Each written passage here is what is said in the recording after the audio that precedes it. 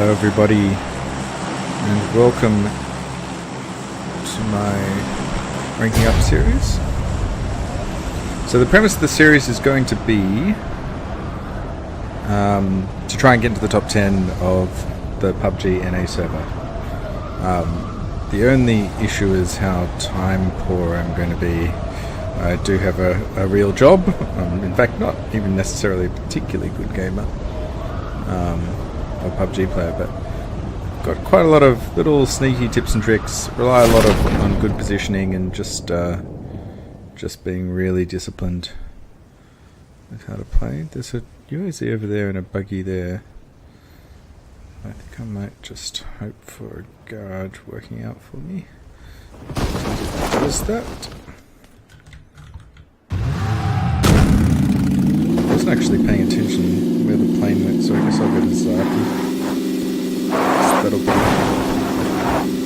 uninhabited for sure.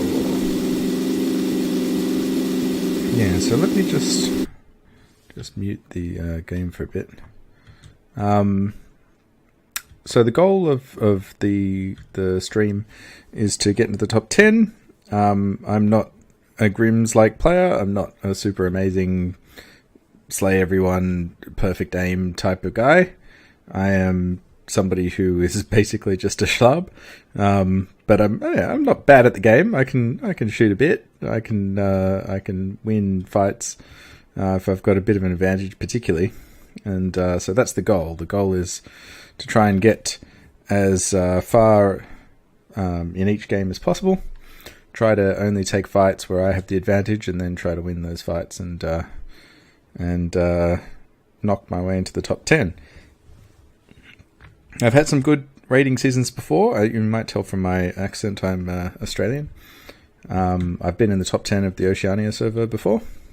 That was great. I'm proud of that achievement. I haven't done it for NA, which is sort of why I want to do it here, but also there's an argument to say, look, the Oceania server is just smaller than the NA server. Less people playing, and so therefore it's easier to get into the top 10. So I thought, fuck it, let's try and do it in the biggest server around. It does make my ping a little bit worse. There's a bit of latency issues.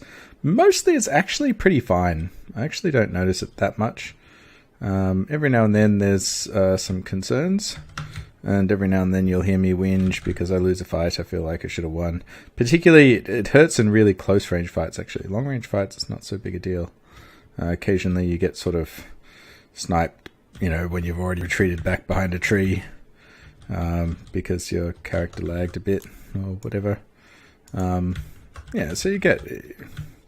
Sometimes bad things happen, right? But it's not the end of the world. It's just a little bit of lag. Like, if I was playing something like CSGO on an American server, it'd be unplayable. Armor was unplayable like that for me. But PUBG, it's actually kind of fine. So, I'll try and talk tips and tricks. I am not naturally somebody who speaks a lot when I'm playing the game. But I've been doing this sort of commenting on runs for a little while now, so I'm getting a bit better at talking my way through things. And often I'll go into rants about what I think of the game, what I think of certain tactics, why I'm doing certain stuff. A lot of sort of post-fight analysis. So if you see me in a firefight, chances are afterwards, whether I win or lose, I'll talk about what I did wrong, what they did wrong. Little tips and tricks with equipment stuff, whatever comes to mind. I do play a very passive style, so the first sort of tip or trick I'll give you is that if you're even before that, going for rankings is not the only way to play this game. It's perfectly reasonable to want to just have fun while playing this game and get a bunch of kills, or to be manly and say I'm going to take every fight, or I don't want to sit in a building all day, or whatever. Any of that sort of stuff, that's totally fine. You do you. I wouldn't, Wouldn't criticize that playstyle at all. However, I'm aiming to get in the top 10 of the ranking system, which means that I'm playing to optimize my ranking at all times. And occasionally I'll let my my language slip and say things like, this guy's really bad. And I don't mean he's really bad. I mean the way that he is playing is not optimal for achieving a high ranking. Now you can imagine why I don't say that all the time, right? It's a little bit of a mouthful. So, it's just keep in mind, if I say, geez, that was terrible play or something like that, it might be totally the funnest, best, most enjoyable, most crazy, wacky play. The risk might have been totally worth it for him, but I'm analyzing it as if he was using my goals, which is to get into the top 10. By the same token, yeah, it means camping. It means doing a lot of the stuff that you might feel is dishonorable or otherwise problematic. I might throw on game sounds again.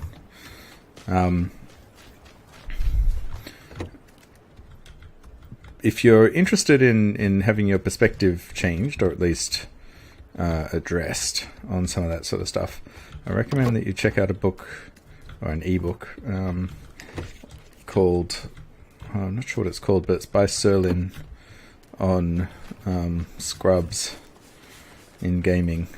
I think that will do enough. Sirlin. He's a Street Fighter player who went on to become a game designer. He has some really interesting views on game design, one of which is the sort of idea of game strategies that become morally bad. So he's quite famous for, I'm not sure which character it was, but I think he did low medium punch 17 times in a row in a competitive match, like a tournament match. And basically his point was, I'm putting up a test of their skill. It's possible they don't know how to beat that test. If they don't, then I'm going to keep doing it. And I'm not required to try and do anything else. There's lots of things in lots of games, rushing in StarCraft, for example, that you could consider cheap. And people set up these sort of moral rules. Don't use that unit because it's overpowered. Don't use this strategy because it's not the way the game's meant to be played, etc., etc. And his thesis is that you should do all that stuff and let the game designers design the game. So if it is truly overpowered, let the game designers patch the bloody thing and use it so much and so often to prove that it's so overpowered that it should be patched. And the reason for doing that is because you find a hell of a lot more depth in the game. So if you just don't rush because it's the honourable thing to do, then no one ever learns how to actually manage your fast expansions quickly. And so you don't learn about things like Great SimCity and how to wall off areas properly and how to build just enough units to survive while you're expanding. And if you don't ever, if you sort of morally ban certain units, you don't realize that maybe actually some character that you think is really bad is actually kind of strong because they really hard counter the guy that you want, that you're morally ruling out of the game and stuff like that. Super interesting thesis. I think it's actually probably pretty right, and it's worth having a look at if you haven't seen it already. So we'll be taking that to heart in this game, in PUBG that is, by not taking man fights. In general, if it's an even fight, I don't want to take it. In fact, if it's kind of any fight, I don't really want to take it, particularly early on. So the key takeaway about the ranking system, and I can show you some spreadsheets that prove this, is that it is heavily biased against losing fights, particularly early on. That might sound stupid, but it's actually kind of significant. So what I mean by that is the worst thing that you can do in PUBG is die early, even if your kills are actually pretty reasonable. So if you get 5 kills but die 80th, you will have very bad chances of increasing your ranking. In fact, you won't increase your ranking. You'll lose your ranking almost at any position. Your ranking is MMR dependent, so this is my first game on the NA server, which means I'm against a whole lot of other people who don't have a ranking, or at least who are low on their ranking, which means that A, I should perform better than I would normally expect to perform, and B, my ranking will go up very highly after this game.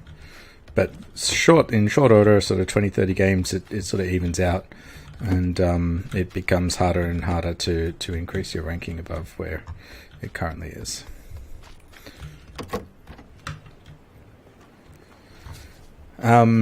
So yeah, at the moment, if I was to die at rank 80 or something, I might be, at this rank, at the lowest possible rank, you might get 0 points. Maybe you lose a couple of points. Maybe you gain a couple of points, somewhere around there.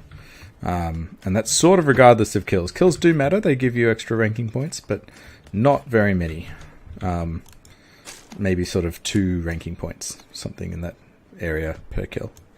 It really is not very many.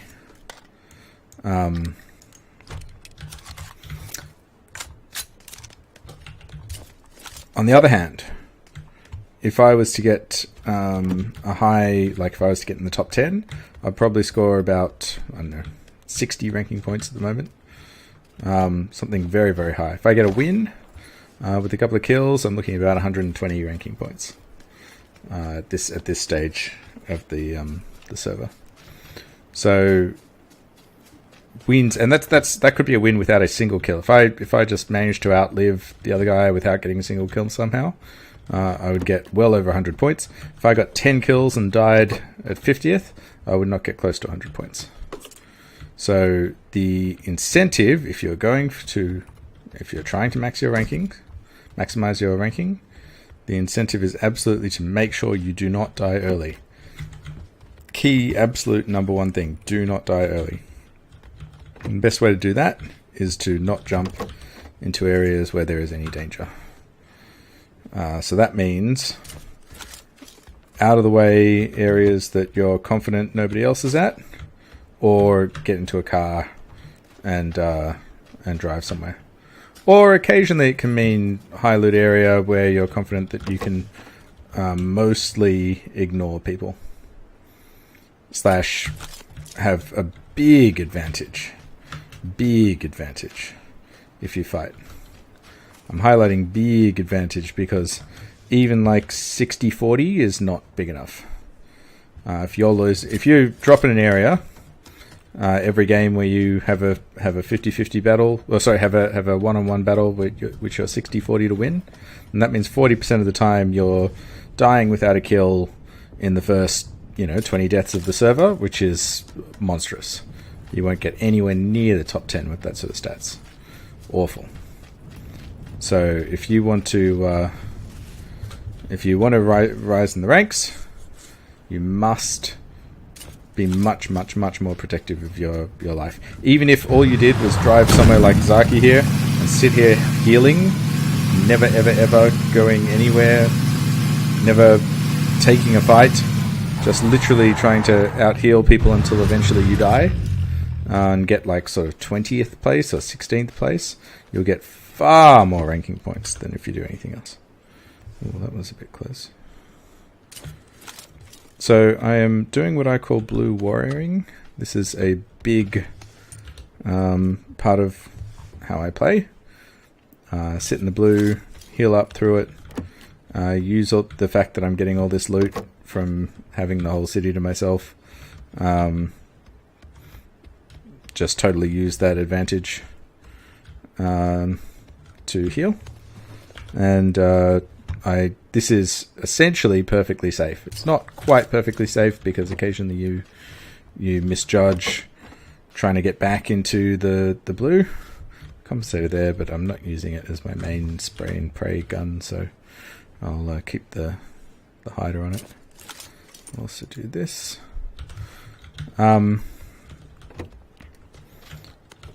Fuck, I kind of want that, but should I take it? Let me heal up while I think about it. I don't really have the ammo to take it as my main gun, and this is already fine for a secondary gun. So the Scar is my favorite gun, but I just need more ammo than, none. So I'm running up here because I left a Daisy up here. It's slightly faster than the US. I'm going to get into this. This is the second circle. I'm going to get over there a little bit after the blues come in, probably. That's totally fine. No harm there. And you'll notice there's only 35 alive.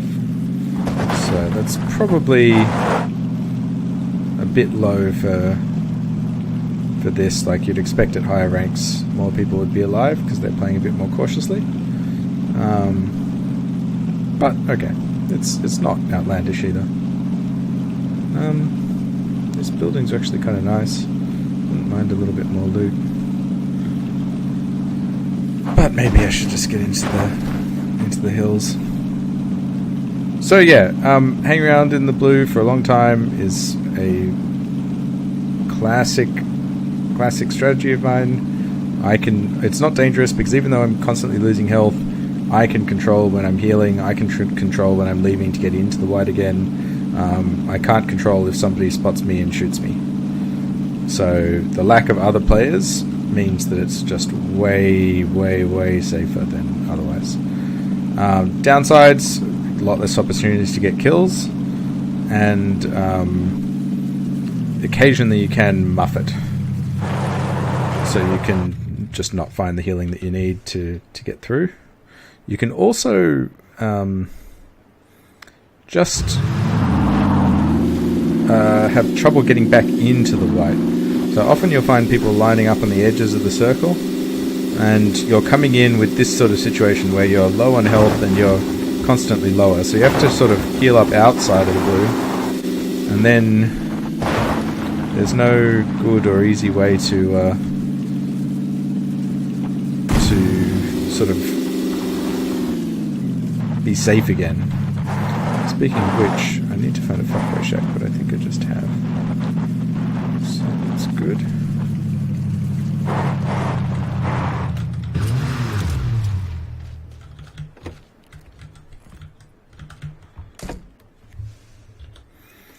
Okay. Yeah, so see this, I'm on 2/3 health. If I got into a fight, somebody's shooting me out of a car, yeah, there's some danger there, So you just have to be as wary as you can about that and know that occasionally that sort of stuff's going to happen. But even then, if I die in that situation, sure, I've never fired a shot in anger, it feels frustrating, etc., etc. But on the other hand, I've come 30th, according to the amount of people alive now. 30th is a hell of a lot better than 88th. So another big advantage of the Blue Warrior thing is that your worst case scenario is often a lot less bad than a traditional jump. Now this is an absolute nightmare circle. There's just no cover anywhere here. This guy's sort of got an idea of where I was going to head.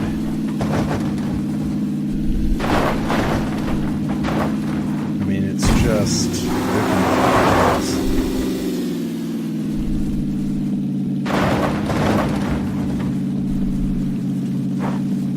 maybe it's just find a fuckboy shack. Let's see how we do. I tend to almost never go for crates. Just feels like a risk someone else can take, frankly. I do find with the normal weapons, slightly improved weapon isn't going to greatly increase my chances of going further in the game, I think, so I don't bother with it.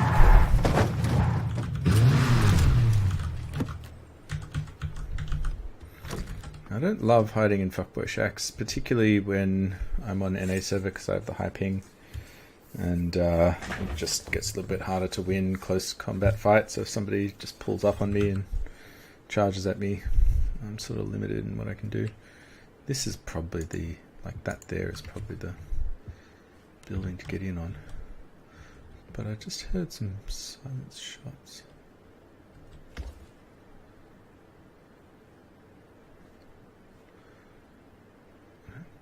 Can I hear them from that building? I don't think so.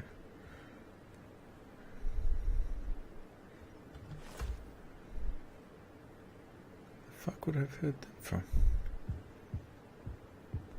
It's that direction. Maybe under that tree.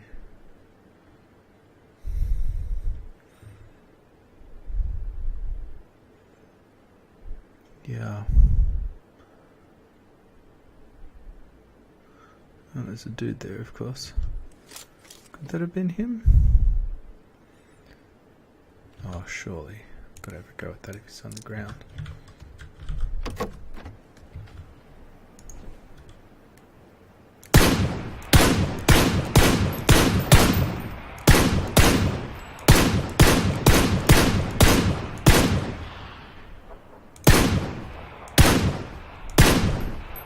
Oh, you're not serious. Yeah, there we go.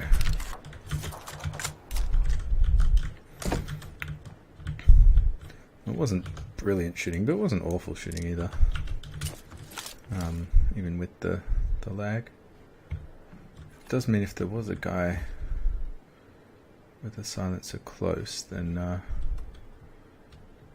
he knows where I am. But he didn't try and kill me when I was standing out in the open taking shots. Maybe someone on that tree there?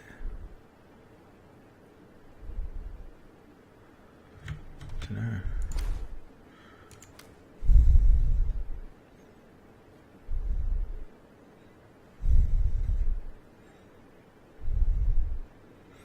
Next circle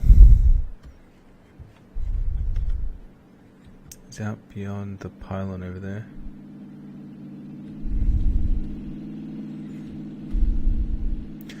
Yeah, one tactic, particularly against, players who are not that good, or that experienced at least, is you shoot at them like that, they get to a tree, you pause for a second, and they feel like if they're on the side, you pause for a second, and they feel like, oh great, I found the side of the tree where I'm safe. And so they sort of stop there, and then they start to med, or they look for you, or whatever. And that just lets you take a shot at them when they're standing still. So if you replay the footage, you'll note that as he got to the tree, I waited, put the crosshair right in his head and shot. I then missed, unfortunately. I hit my next one. But yeah, it was a little bit annoying.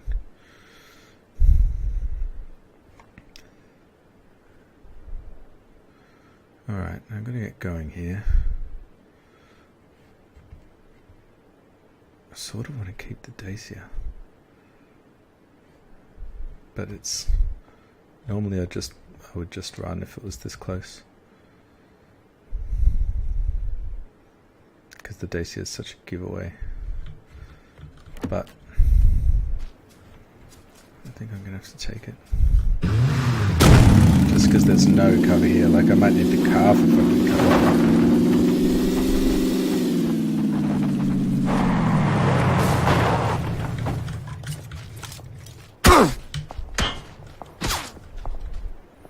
Okay, so if he's smart, he should take out the tires there. Doesn't look like he is smart. I heard the cracks, so obviously hit me once, I heard the cracks.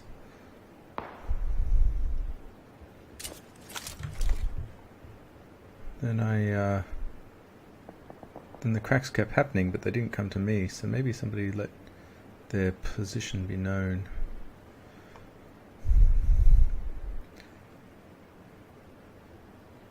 Getting in the habit of using Alt to look around is really good. It helps you a lot when you're lying on the ground. Because you don't want to be spinning like a top when you're on the ground looking for players. It's not so bad when you're like crouched, but definitely useful when lying on the ground. Pretty sure the windows that wizard tower, I call this building there the wizard tower, this one here. The top windows of that look blown out, which means that somebody's been shooting out of or into it. Oh, saw somebody just there, I think.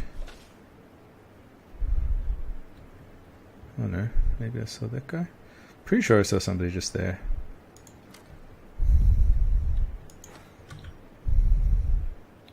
Maybe it was just the way that the grass was moving. There is a dude behind him. There's probably a dude in those buildings there.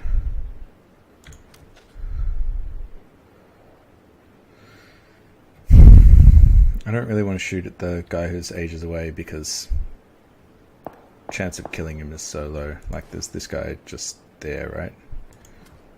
Chance of killing him is tiny.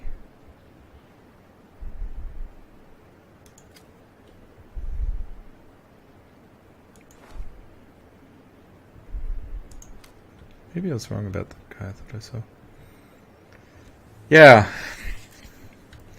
I mean, I sort of made my bed. I have to take the car. Which isn't going to be, like, fun. But I haven't really got any other choices, so I think I take my last painkiller here. I'm possibly going to get shot in the way.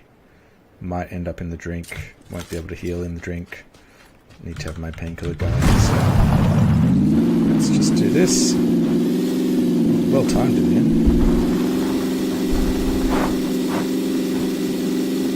Alrighty.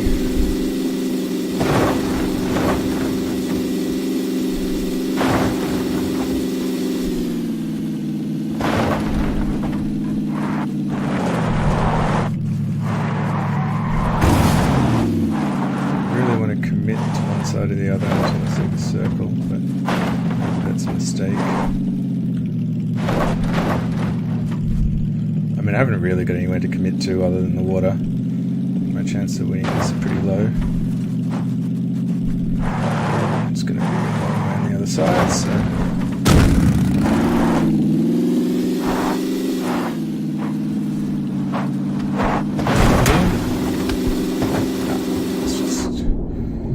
Get into the water, play it safe.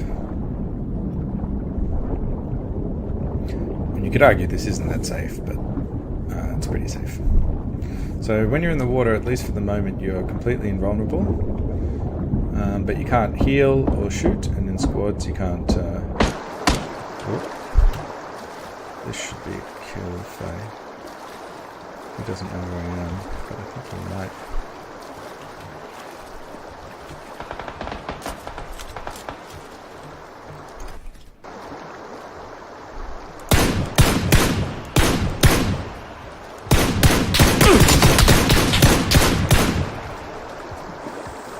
That was dicey.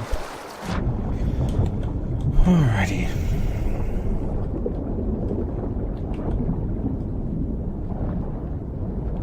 That was just kind of taking advantage of the lower rank players there. Should have definitely died to that, but so it goes. I go here and try and lie down. Can I heal? I really do need to heal.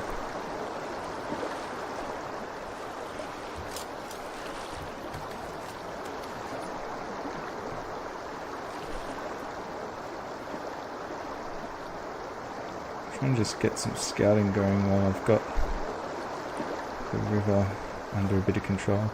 I'm not in the blue, so I will need to move. But other people need to move too, of course. Oh, gotta go now. Oh, I've hurt my heel there. Fucking hell. Shouldn't have pushed it quite as hard as I did. But it means that everybody's over on that side, it seems. Come on, prone. These little lips, like the one in front of me here, they don't seem like much, but they can be lifesavers. I mean, I don't think it's possible for anyone up there to see me now. Maybe one or two people, but that's I'm talking possible here to see me, not whether they will see me if I'm lying here staying still. Alright, so this is what we want to hear. We want to hear fighting between them. We can start getting a sense. There's obviously one guy over there somewhere. Thought I heard another one over here. I think there's one guy with a suppressor.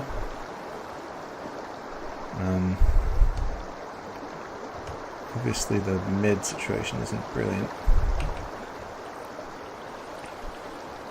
I don't really know. Like, my instinct is to go right, but I think that's where lots of guys are, so I'm gonna not. Oh, fucking come on.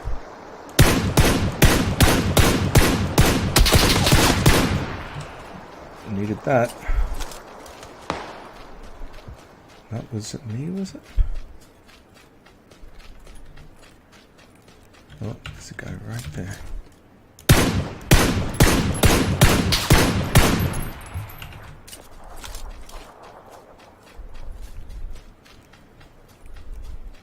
Don't exactly know where. Oh, there he is.